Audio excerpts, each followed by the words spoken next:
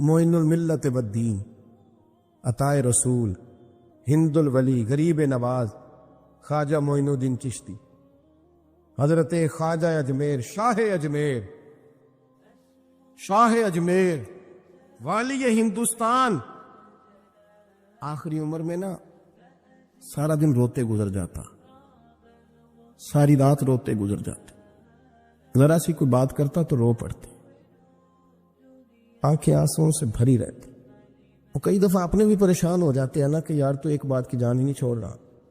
تو خواجہ قطب الدین صاحب بختیار کاکی سے لوگوں نے شد سے بات کریں، اتنا بھی تو نہیں نہ رونا چاہیے.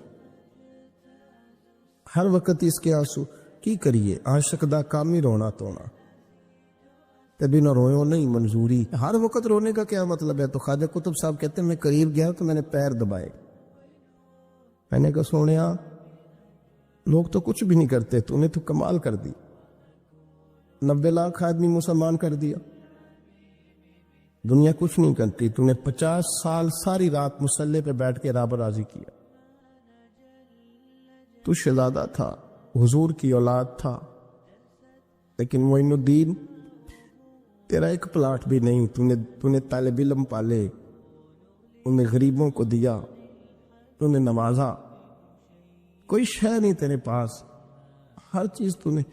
ساری رات روتے ہو، سارا دن روتے ہو.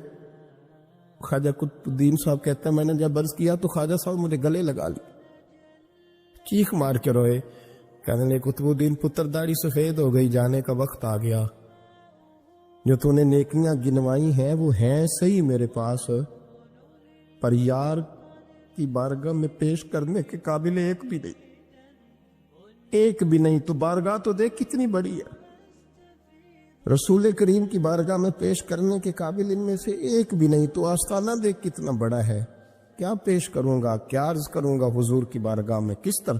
وہ یار جو بڑے تھے وہ تو ڈرے ہوئے تھے، سہمے ہوئے تھے، وہ تو بڑی بڑی آزمائش میں تھے.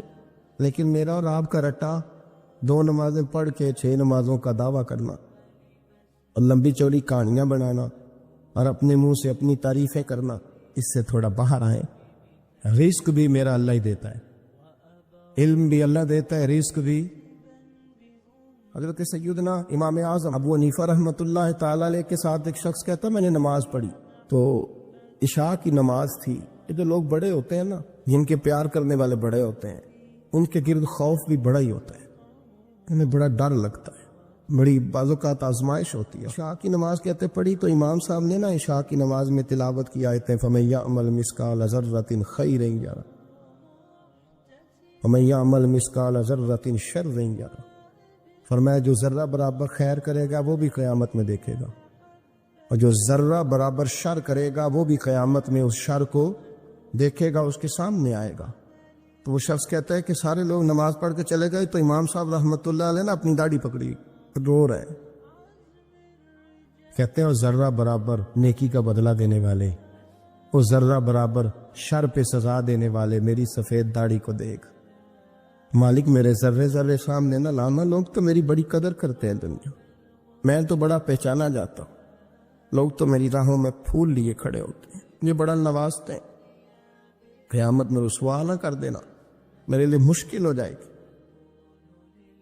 وہ کہتے ہیں میں نے امام صاحب کا درد دیکھا، مجھے کوئی کام تھا تو میں چلا گیا. میں نے کہا کہ وہ اس وقت اللہ کے حضور حاضر ہیں تو میں دوبارہ آؤں گا. کہتے میں تہجد کا وقت آیا تو امام صاحب وہیں بیٹھے تھے اور ان کی داڑھی آنسوؤں سے بھری ہوئی تھی اور زور سے داڑھی پکڑی ہوئی. کہنے لگے مالک رسوا نہ کر دے، قیامت میں رسوا نہ کر دے. یار جو ہدایت یافتہ لوگ تھے وہ تو ڈرے ہوئے تھے، وہ تو سہمے ہوئے تھے، وہ تو کہتے تھے یہ اس کا فضل نہیں، اس نے بلا لیا، یہ اس کا کرم نہیں. حضرت باعزید بستامی کسی کافر کو دیکھتے تو رو پڑتے، کہتے مالک تو کتنا قریب ہے، یہ بے ایمان رہ گیا، تو نے اپنے فضل سے مجھے اپنے نبی کا غلام بنا لیا. وہ رو پڑ.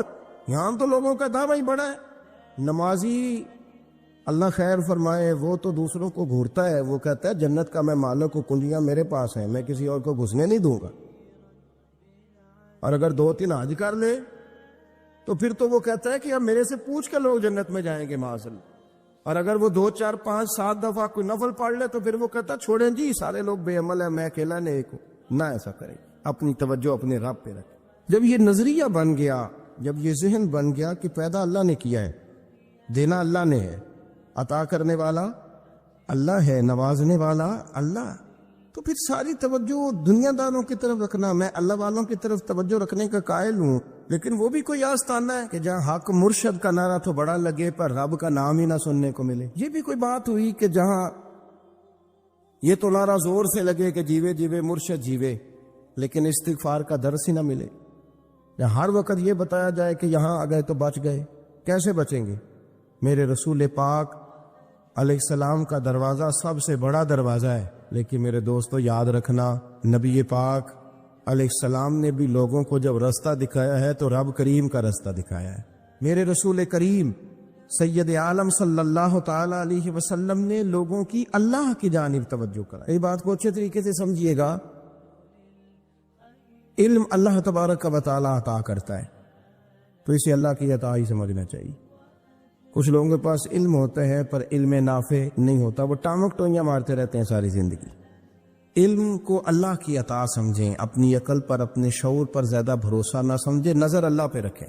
حضرت مولا علی شیر خدا کرم اللہ تعالی وجہہ الکریم سے کسی نے پوچھا تھا بڑا عالم کون ہوتا ہے؟ ہمارے ہاں تو اب وہ والے عالم پائے جاتے ہیں نا، اللہ ماشاءاللہ، جب ممبر پہ بیٹھتے ہیں تو دعوے ہی دعوے، اس طرح کے عالم ہمارے ہاں پائے جاتے ہیں، وہ ہر بات میں دعویٰ کرتے ہیں۔ یہ مزاج علماء کا نہیں۔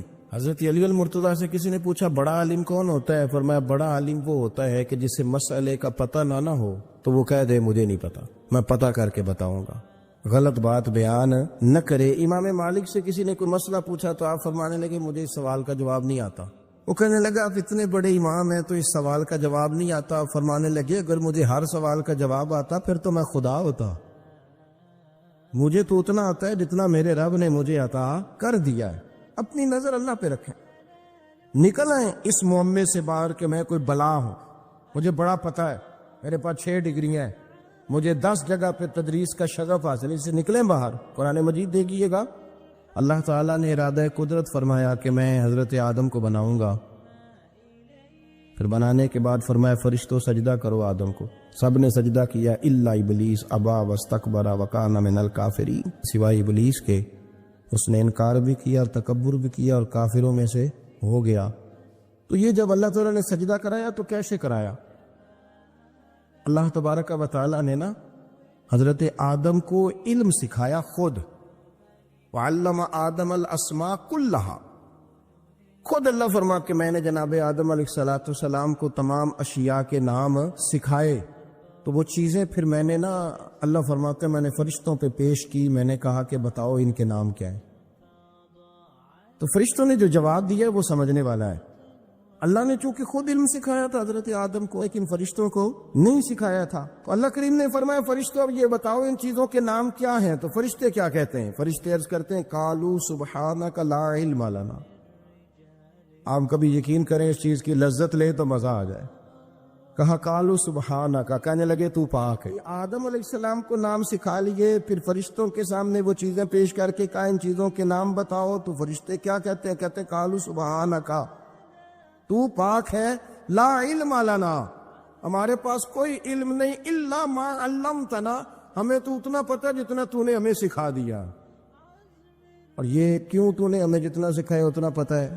فرشتے یہ نہیں کہتے یا اللہ تو زیادہ سکھا، آدم کو دیا تو ہمیں بھی دے، یہ نہیں فرمایا، فرمایا انک انت العلیم الحکیم، اے اللہ تو علم والا بھی ہے اور حکمت والا بھی ہے، تجھے پتہ ہے کس کو کتنا دینا ہے، جتنا تو نے مناسب سمجھا جناب آدم کو دیا، اور جتنا تو نے بہتر سمجھا وہ تو نے ہمیں عطا فرمایا۔ میرے عزیز، علم اگر آپ کے پاس ہے تو اس کو اللہ کی عطا سمجھی۔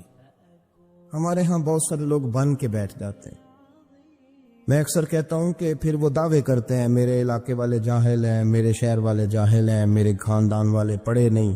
یہ آپ کا دعویٰ ہے، یہ آپ کو خراب کر دے گا۔ ہم نے بہت سارے ایسے لوگ دیکھے جو بہت بڑے عالم تھے، لیکن اللہ جب لینے پہ آیا تو عقل ہی لے گیا، شعور ہی چلا گیا، حافظے ختم ہو گئے۔ آپ دیکھتے ہیں بڑھاپے میں کچھ لوگ ایسے ہوتے ہیں کہ جن کو یہ بھی یاد نہیں رہتا کہ میرا نام کیا ہے، میں کہاں ہوں، مجھے کدھر جانا ہے۔ اس وقت سے اللہ کی پناہ مانگے اور اپنی نظر اپنے رب کریم کی جانب رکھے۔ علم کے بعد ایک چیز آتی ہے جس کا نام ہے ہدایت، جس کا نام ہے تقوی، جس کا نام ہے پرہیزگاری، جس کا نام ہے عمل، عبادت، ریاضت۔ یہ بھی اسی وقت ہی نصیب ہوتی ہے جب میرا رب کریم نصیب فرما دیتا ہے۔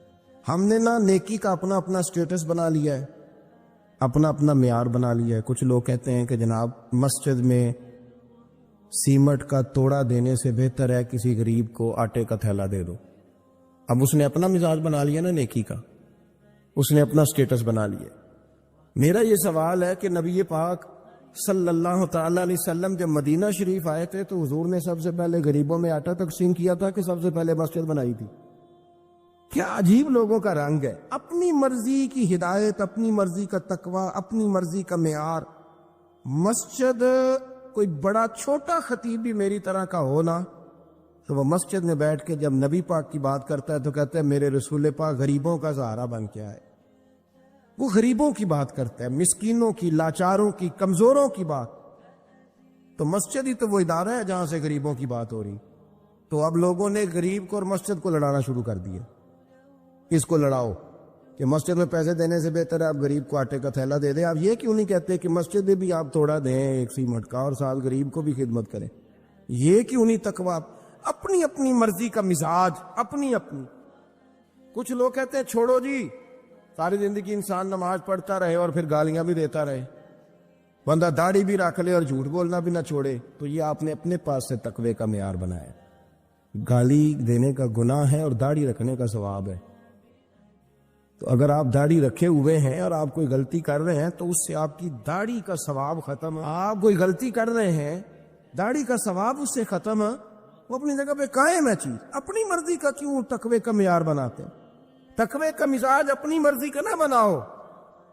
اللہ کی بارگاہ سے دعا مانگو کہ یا اللہ ہمیں ہدایت کا نور عطا فرما۔ انسان نہ سینے میں دل رکھتا ہے تو دل دھڑکتا ہے، تو کسی نہ کسی چاہت میں دھڑکتا ہے۔ وہ کسی نے کہا تھا کہ درد اگرچہ جان گزل ہے، کیا کرو دل ہے۔ غم عشق کا در نہ ہوتا تو غم روزگار ہوتا۔ چلو عشق کا غم نہ صحیح، روزی روٹی کا ہی صحیح، دل میں غم ضرور رہتا ہے۔ کوئی نہ کوئی طلب انسان کی طبیعت میں، دل میں چاہت ہمیشہ موجود رہتی ہے۔ کچھ لوگ اس بات کو مانتے ہیں، کچھ نہیں مانتے۔ کچھ لوگ شہرت سے پیار کرتے ہیں، ماننے کو تیار نہیں ہوتے۔ کہہ دیا جائے نا کہ میں وہاں بھی گیا تھا، لوگ آپ کا ذکر کر رہے تھے، تو ان کا دل ٹھنڈا ہو جاتا ہے۔ کچھ لوگ تعریف سے محبت کرتے ہیں، اللہ معاف کرے جب تک کوئی دو چار لوگ خوش آمد نہ کریں ان کی طبیعت ٹھیک ہی نہیں رہتی ہے۔ کچھ لوگ اللہ ماشاءاللہ پیسوں سے پیار کرتے ہیں، پیسے نہ ہو تو بیمار بیمار سے لگتے ہیں، اور جیب بھری ہو تو صحت بھی ان کی۔ ہم مختلف چاہتوں، مختلف محبتوں میں گرفتار ہوتے ہیں۔ بعض محبتیں بڑا نقصان کرتی ہیں، انسان کے باطن کو اجاڑ دیتی، اس کی روح کو میلا کچیلا کر دیتی، اس کے روحانی مسائل میں نہایت نقصان دہ ثابت ہوتی ہیں۔ نبی پاک صلی اللہ تعالی علیہ وسلم کی حدیث، اس پر نبی پاک علیہ السلام نے فرمایا دنیا کی محبت یعنی ہرس کے ساتھ ہو، لالچ کے ساتھ ہو، جائز ناجائز کی پرواہ کے بغیر ہو، دنیا کی محبت، مال دنیا کی محبت، حضور فرماتے ہیں یہ ہر برائی کی جڑ ہے۔ جب کسی شخص کو پیار ہو جائے کہ میں نے پیسے ہی جمع کرنے ہیں، دولت اکٹھی کرنی ہے، مال ہی جمع کرنے ہیں، جب اس کا یہ ذہن بن جائے تو پھر وہ کسی چیز کی پرواہ نہیں کرتا۔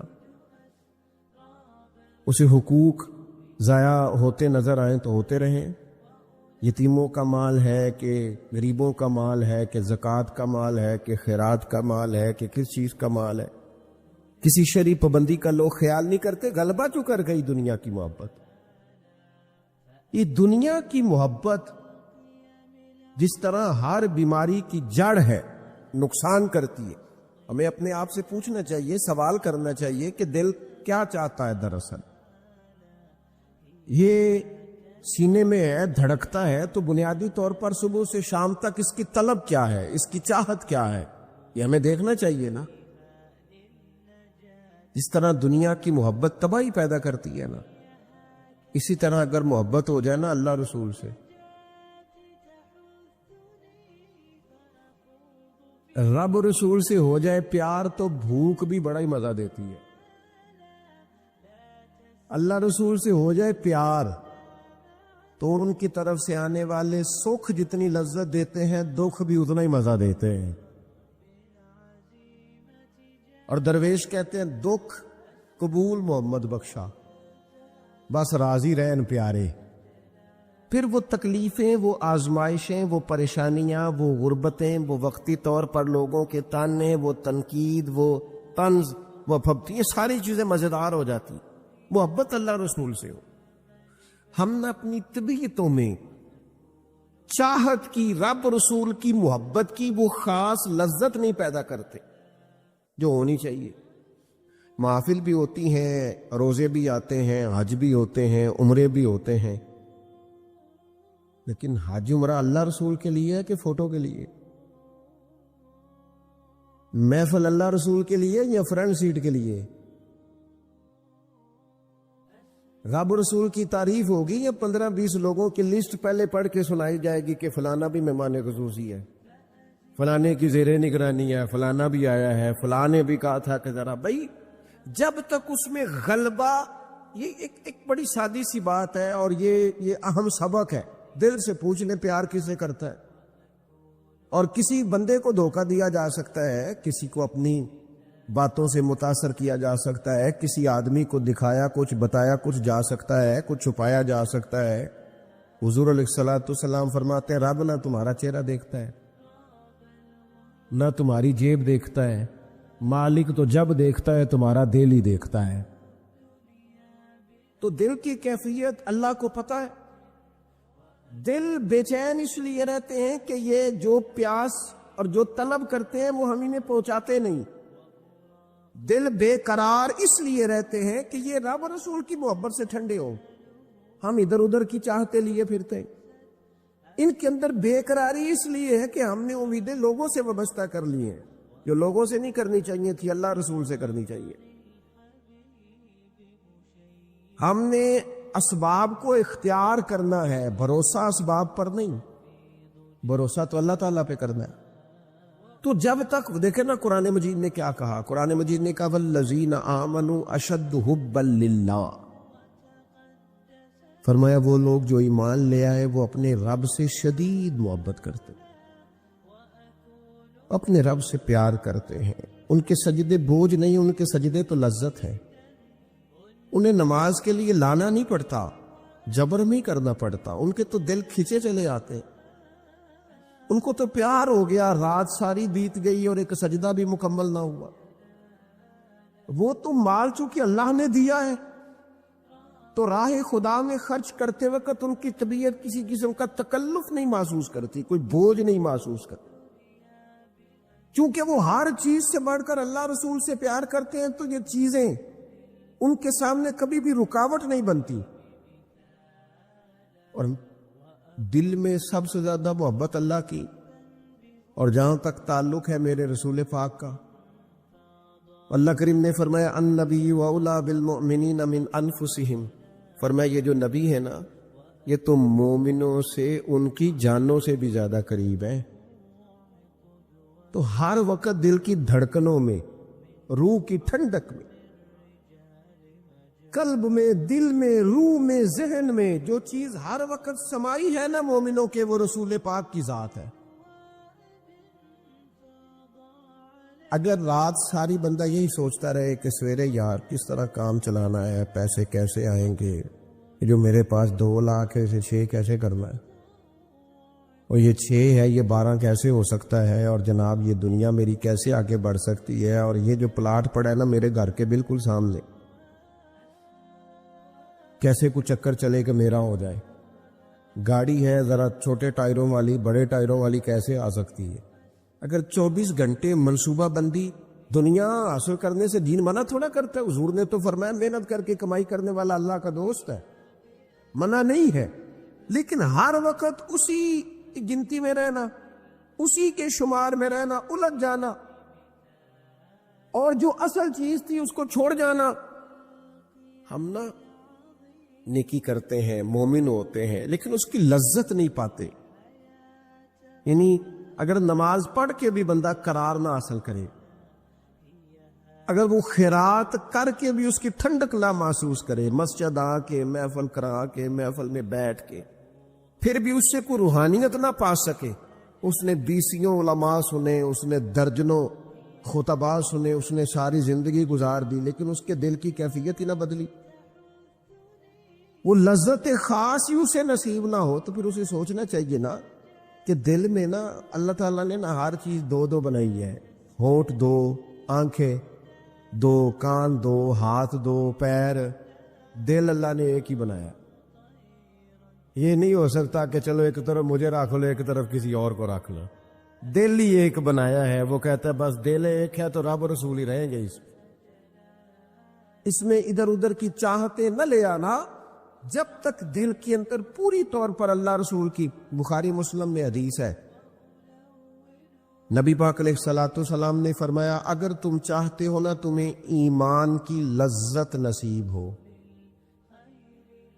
آپ زیادہ غور کریں میری بات پر، ایک ہے کھانا، ایک ہے مزیدار کھانا، ایک ہے مومن ہونا اور ایک ہے مومن ہونے کا مزہ آنا، لذت نصیب ہونا کہ میں صاحب ایمان ہوں۔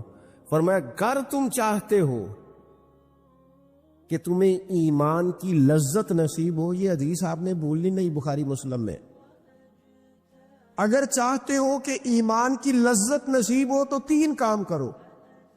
یا رسول اللہ صلی اللہ تعالی علیہ وسلم کون کون سے؟ حضور فرمانے لگے پہلا کام یہ کرو کہ ہر چیز سے بڑھ کر اللہ رسول سے محبت کرو۔ لیکن یہ نیرا نعرہ نہیں لگانا، یہ غور کرنا ہے، پیسوں پر اچھی طرح غور کر کے سوچ لینا ہے کہ پیسے زیادہ پیارے ہیں کہ اللہ رسول، یہ غور کر لینا۔ یہ جو جھوٹی ہے نا کہ بت بنائے ہوئے نا، میری عزت، میری برادری، میری افسری، میرا قبیلہ، میری کرسی، یہ غور کر لینا ہے کہ کرسیاں زیادہ پیاری ہیں، اقتدار زیادہ پیارا ہے کہ اللہ رسول۔ ایک طرف رسول اللہ کی شریعت اور ایک طرف تیری برادری کے رسم و رواج، لیکن شادی والے دن رسم و رواج جیت گئے۔ کدھر گئی تیری محبت رسول؟ وہ صرف محفل والے دن تھی، ربیع الاول شریف میں تھی۔ ہم تو دیندار سمجھتے ہی اس کو ہیں جس کے گھر میں شادی ہو تو پتہ چلتا ہے کتنا دیندار ہے۔ محفل میں تو سارے دیندار ہوتے ہیں، یہ تو پتہ ہی تب چلتا ہے جب کسی کا انتقال ہو جائے یا گھر میں کوئی خوشی آئے کہ اب یہ کتنا دیندار ہے، اب پتہ چلے گا۔ مسجد میں تو سارے دیندار ہیں۔ فرمایا اگر چاہتے ہو کہ لذت ایمان نصیب ہو تو ہر چیز سے بڑھ کر اللہ رسول سے پیار کرو، اور دوسرا فرمایا جس سے بھی پیار کرو نا اللہ رسول کی رضا کے لیے کرو۔ شکریہ کا تکلف بھی چھوڑ دو، وہ میرا احسان مانے گا یہ بھی چھوڑ دو، میری تعریف کرے گا یہ بھی چھوڑ دو، فقط اللہ رسول کی رضا کے لیے رشتے بنانے شروع کرو، مومن ہونے کا مزہ آئے گا۔ جتنے ہم شکوے کرتے ہیں نا رشتہ داروں کے، بھائیوں کے، قبیلوں کے، برادریوں کے، یہ سارے ختم ہو جائیں اگر ہم محبت اللہ رسول کی وجہ سے کرنی شروع کر دیں۔ اگر بنیاد اللہ رسول کی رضا ہو تو ہماری طبیعتوں میں کسی کے لیے نفرت پیدا نہ ہو، بے ادبی پیدا نہ ہو، کوئی ایسا ماحول نہ ہے۔ کیوں کہ ہم ڈائریکٹ پیار ہی نہیں کرتے، ہم جس سے بھی پیار کرتے ہیں درمیان میں رب رسول کو رکھ کے کرتے ہیں۔ اور حضور فرماتے ہیں قیامت کے دن رب اعلان کرے گا، اللہ فرمائے گا وہ کہاں ہیں جو دنیا میں میری رضا کے لیے آپس میں پیار کرتے تھے؟ یا اللہ کیا ملنے والا ہے؟ اللہ فرمائے گا آج میرے عرش کے سائے کے علاوہ سایہ کوئی نہیں۔ جو دنیا میں میری رضا کے لیے آپس میں پیار کرتے تھے انہیں آج میں اپنے عرش کا سایہ عطا کروں گا۔ تو اگر ایمان کی لذت چاہتے ہو، ایک تو ہر چیز سے بڑھ کے اللہ رسول سے پیار کریں، ایک جس سے بھی پیار کریں اللہ رسول کے لیے کریں، اور دوسرا فرمایا مومن ہونے کے بعد، کلمہ نصیب ہونے کے بعد، ایماندار ہونے کے بعد کفر کی طرف جانا اتنا ناپسند کرے، اتنا ناپسند کرے جتنا کوئی آگ میں جانا ناپسند کرتا ہے۔ اتنا ناپسند کر. اگر یہ ذہن بن گیا پھر لذت نصیب. میں آپ سے عرض کروں میرے عزیزوں، ہم نا تھکی تھکی سی زندگی گزارتے ہیں، بور سا وقت گزارتے ہیں، الجھے ذہن رہتے ہیں، بکھری سوچیں رہتی ہیں، ٹوٹے خیالات، پختگی نہیں باتوں میں، مضبوط نہیں افکار. کسی نے مشورہ دیا تو 10 منٹ کچھ اور سوچ لیا، اگلے سے بات کی تو پھر پچھلے کی بات ختم ہو گئی. اپنی زندگی میں مضبوطی نہیں. او خدا کے بندو، ہمیں تو ایک سادہ سا اسلوب دے دیا گیا ہے کہ تم ہر چیز سے بڑھ کے رسول پاک سے محبت کرو.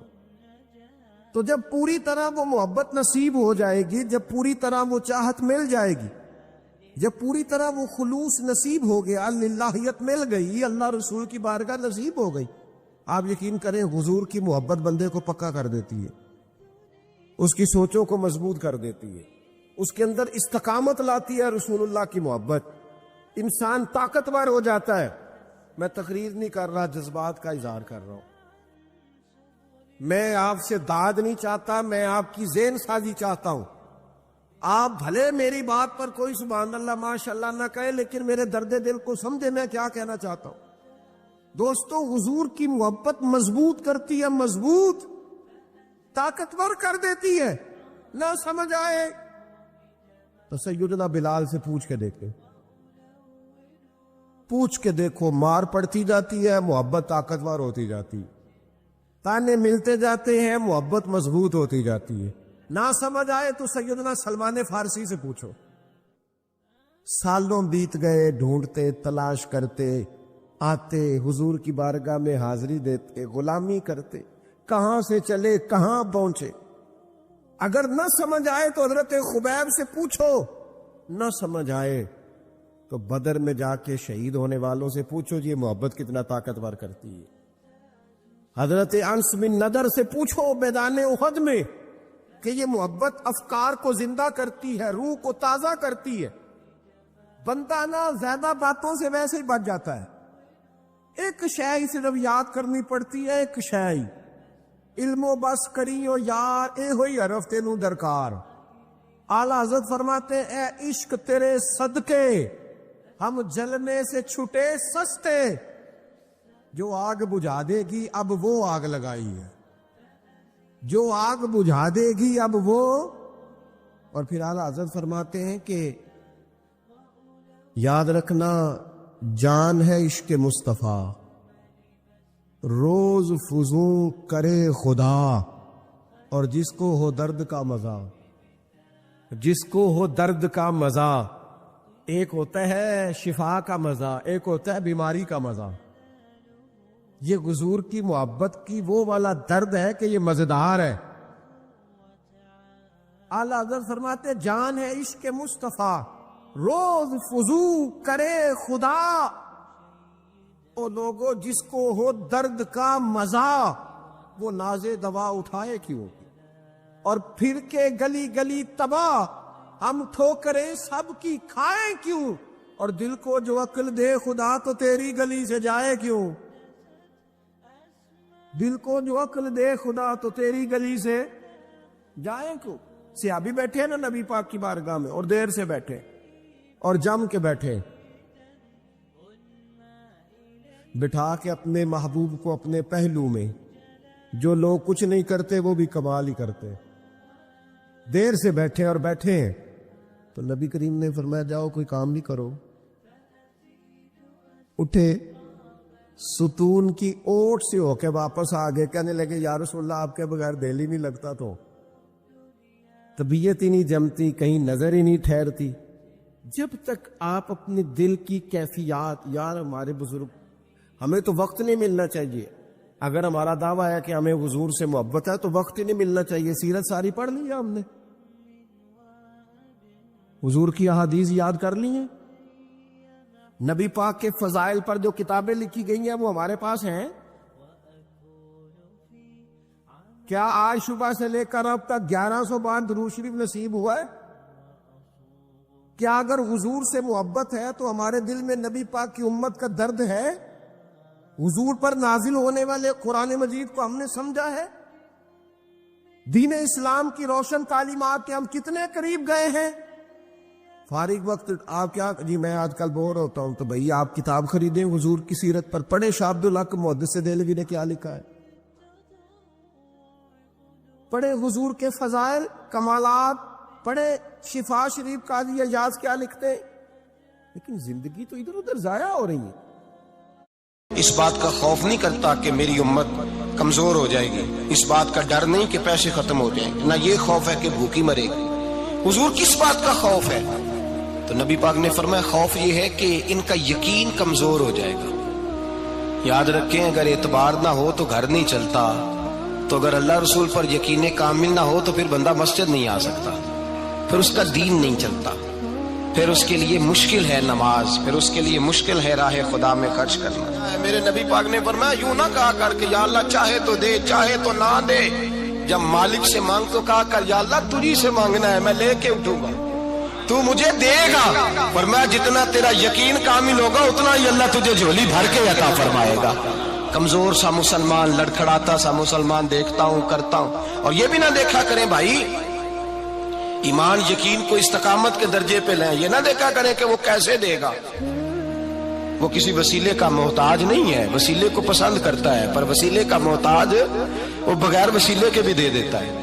ہر آدمی ماں باپ کے ذریعے پیدا ہوتا ہے، اگر پیدا کرنا چاہے تو جناب عیسیٰ کو بغیر باپ کے پیدا کر دیتا ہے، اگر پیدا کرنا چاہے تو حضرت آدم کو بغیر ماں اور باپ کے پیدا کر دیتا ہے. جب یقین رکھیں، یقین قرآن مجید پڑھیے. حضرت موسیٰ علیہ السلام فرعون کے دربار میں کھڑے ہیں، چاروں جانب دشمن ہی دشمن ہے. جادوگر آ گئے، انہوں نے سانپ چھوڑے، حضرت موسیٰ کے ہاتھ میں ڈنڈا تھا. حضرت موسیٰ کہتے ہیں یا اللہ کیا کروں؟ تو اللہ تعالیٰ نے فرمایا اپنا عصا پھینک دو. کہنا چاہیے تھا نا کہ یا اللہ ایک ہی تو شے ہے، اتنے سانپ ہے، بچانے کے لیے ڈنڈا ہے وہ پھینک دوں. ڈنڈا پھینکا جاتا ہے، سانپ کو دیکھ کر کے قابو کیا جاتا ہے. یہ میرا اور آپ کا ذوق ہے نا، لیکن انبیاء کرام کا انداز ملاحظہ کیجئے میرے عزیزو. اللہ فرماتے ہیں ڈنڈا، اے موسیٰ ڈال دے اپنا عصا. پہلے نہیں فرمایا کہ سانپ بن جائے گا، فرمایا بس تو ڈال دے. میں اور آپ ہوتے ہیں تو سام سامنے ہے، ڈنڈا ہاتھ میں ہے، ہم کہیں گے عجیب بات ہے، یہی تو دفاع کی چیز ہے، اسی کو ڈال دوں تو بچوں گا کیسے؟ کہا ڈال دو. تو حضرت موسیٰ نے ڈال دیا، کہا میرے رب کا حکم ہے تو میرے لیے بہتر ہی ہوگا. اللہ فرماتے ہیں جب موسیٰ نے ڈالا تو میں نے اس ڈنڈے کو، اس عصا کو اژدہا بنا دیا. اب کبھی عصا بھی اژدہا بنے، کبھی چھڑی بھی بہت بڑا اژدہا بنی ہے، لیکن قرآن کہتا ہے جناب موسیٰ نے ڈالا تو اللہ نے اژدہا. بلکہ اس سے پیچھے چلیے، عورتیں کمزور یقین کی ہوتی ہیں نا. جناب موسیٰ پیدا ہوئے تو اللہ فرماتے ہیں میں نے موسیٰ کی ماں کے دل میں بات ڈالی، ماں کے دل میں صندوق میں ڈال کے تو اس کو دریا میں بہا دے. اور بھائی صندوق میں کہہ سکتے ہیں نا آکسیجن کیسے جائے گی، اور دریا میں بچے بچنے کے لیے ڈالے جاتے ہیں کہ ڈوبنے کے لیے ڈالے جاتے ہیں. ماں کے دل میں یقین کمزور نہیں تھا ماں کا. انبیاء کے ماں باپ موحد ہوتے ہیں، دین کو ماننے والے. ماں کے دل میں اللہ نے بات، اللہ قرآن میں کہتے میں نے وحی کی، میں نے القاء کیا، میں نے بات ڈالی. حضرت موسیٰ کی ماں کہتی ہے میں نے ڈال کے نا سمندر میں بیٹا، میں نے سمندر میں بیٹا ڈال کے صندوق میں بند کر کے رب کے حوالے کیا. آپ فرماتے ہیں میرے مالک کا بھروسہ کیا تو پھر میرے مالک کا کام دیکھو، کمال دیکھو. میں نے دریا میں ڈالا، اللہ نے فرعون کے گھر میں میرے بیٹے کی پرورش کرا دی. یہ یقین کہ حضرت موسیٰ کے پاس قوم آئی، قرآن پڑھیے، کہا جناب پانی چاہیے. وَإِذِ اسْتَسْقَىٰ مُوسَىٰ لِقَوْمِهِ، موسیٰ نے اپنی قوم کے لیے پانی مانگا. ہم نے کہا فَانْفَجَرَتْ مِنْهُ اثْنَتَا عَشَرَةَ عَيْنًا، اپنا ڈنڈا پتھر پہ مارو. عقل والا آدمی ہوتا تو اڑ جاتا، کہتا یا اللہ پتھروں سے بھی کبھی پانی نکلا ہے. اضرب بعصاک الحجر، مارو پتھر پہ ڈنڈا. اللہ کے نبی نے منٹ نہیں لگایا، ٹھا کر کے ڈنڈا لگایا. فَانْفَجَرَتْ مِنْهُ اثْنَتَا عَشَرَةَ عَيْنًا. اللہ فرماتے ہیں جناب موسیٰ نے ایک عصا مارا، میں نے 12 چشمے جاری کر دیے. تو لے تو اللہ کرتا ہے، اللہ کہتا ہے پڑھ نماز روزی دوں گا، کہتا ہے سوچتا ہوں. اللہ فرماتے ہیں آجا مسجد میں تیرا ہو جاؤں گا، کہتا ہے دیکھتا ہوں. رب فرماتا ہے تو میرے محبوب کی غلامی کر، میں تجھے محبوب بنا لوں گا. تو کہتا ہے تھوڑا بڑا ہو کے داڑھی رکھنی ہے، ابھی سیانا ہو کے. میں ذرا سرٹیفکیٹ لے لوں اسرائیل سے کہ کتنے سالوں کے بعد آئیں گے، پھر شروع کروں گا۔ پروگرام بنا رہا ہے، ابھی تو ارادے میں ہے اللہ کے پیغمبر کا ڈنڈا، اور اس سے زیادہ آگے بات ہو گئی، پیچھے فوج لگی ہوئی ہے فرعون کی، مجمع ہے، ہزاروں لاکھوں کا لشکر لے کے، تلواریں نیزے، فرعون پیچھے، آگے دریا آ گیا، حضرت موسیٰ علیہ السلام کھڑے ہیں، اب کدھر جائیں؟ اللہ پاک نے فرمایا مارو ڈنڈا۔ کہاں؟ پانی پہ ڈنڈا مارو۔ اب حضرت موسیٰ علیہ السلام پانی پہ ڈنڈا مارے تو پانی ابھرے گا، اس سے زیادہ کیا ہوگا؟ پہلے پتھر پہ ڈنڈا مروایا تو پانی نکلا، اب پانی پہ ڈنڈا مروایا، فَإِذْ فَرَقْنَا بِكُمُ الْبَحْرَ فَأَنْجَيْنَاكُمْ وَأَغْرَقْنَا آلَ فِرْعَوْنَ۔ اللہ فرماتے ہیں موسیٰ نے پانی پہ ڈنڈا مارا تو میں نے پانی میں رستے بنا دیے۔ ایک جگہ ڈنڈا مارا تو پانی نکل آیا، دوسری جگہ عصا مارا تو پانی خشک ہو گیا، 12 چشمے بن گئے، 12 رستے بن گئے دریا میں سے۔ حضرت موسیٰ علیہ السلام گزر گئے، اور اللہ فرماتے ہیں فرعون بھی آیا تو اسے میں نے غرق کر دیا، اور وہ کھڑا دیکھتا ہی رہ گیا کہ بنا کیا ہے۔ جب یقین کامل نصیب ہوتا ہے، اعتماد کی دولت اللہ دیتا ہے، جب انسان کو یہ انشراح صدر ہو جاتا ہے کہ میری نجات خدا کے حکم میں ہے اور رسول اللہ کے